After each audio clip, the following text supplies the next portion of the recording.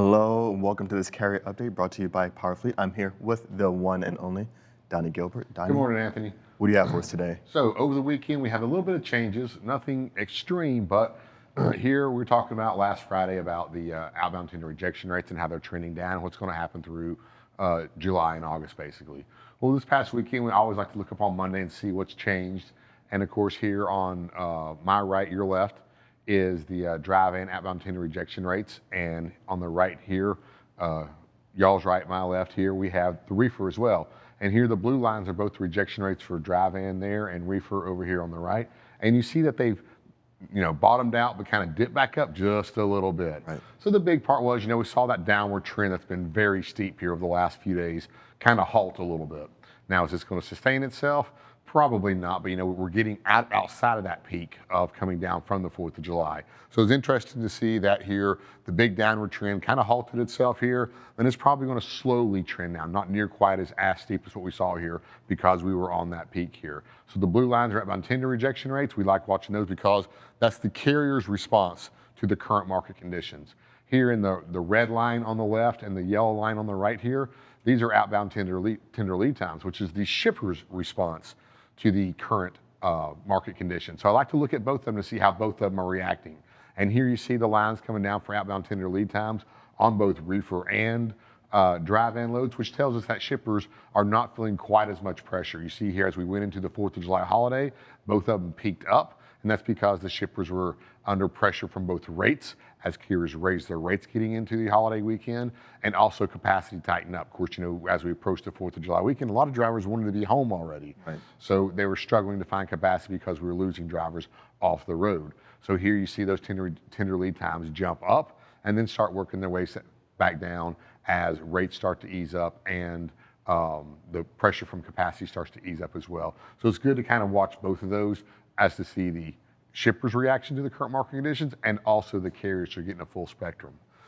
Now, being Monday as well, we've been off for a few days, and it's very nice to see what has changed. So I want to kind of go here to my second chart, and this is one of these maps that I absolutely love. This is drive-in, and it's outbound tender rejection rates, but it's the 1 week change. So we're comparing of what's going on right now to what was going on around this time last week to understand which markets have gone up, which markets have gone down, because we've had that slope, it kind of leveled out, but wasn't much of an increase. But one of the biggest things that stuck out to me this morning was the Southeast. Yeah. The Southeast is all in red. Tender rejection rates are really starting to go down here in the Southeast.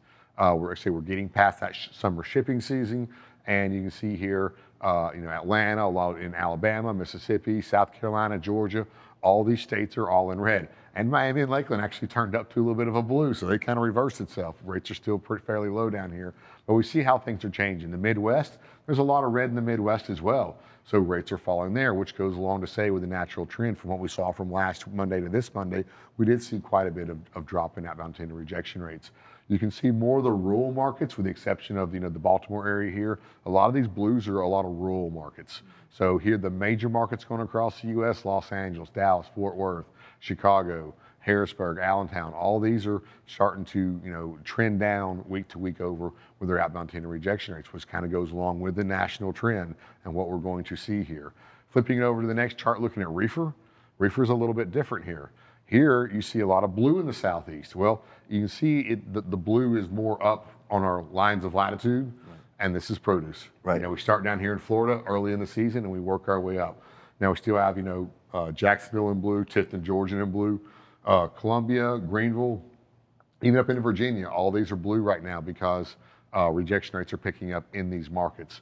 Indianapolis still holding out pretty strong with rejection rates, and of course the Baltimore. And keep an eye on this. Again, I'm mentioning Baltimore, blue on the drive-in, blue on the reefer. So this might be one of the stronger markets. Houston sticking out there very bright in for reefer tender rejection rates for an increase, and Southern California. The Fresno market dropped a little bit, but it's still actually fairly high because Fresno is one of the largest reefer markets currently right now in the nation, and with one of the highest rejection rates. So we can kind of see where right now of what's going on with these as Houston picks up, but reefer's a lot different than what the drive-in, and they're kind of almost opposites right now. Amazing, Donnie. Nothing but knowledge here. Thank you so much for this carrier update. We'll be sure to check in with you in just a few moments. Thank you.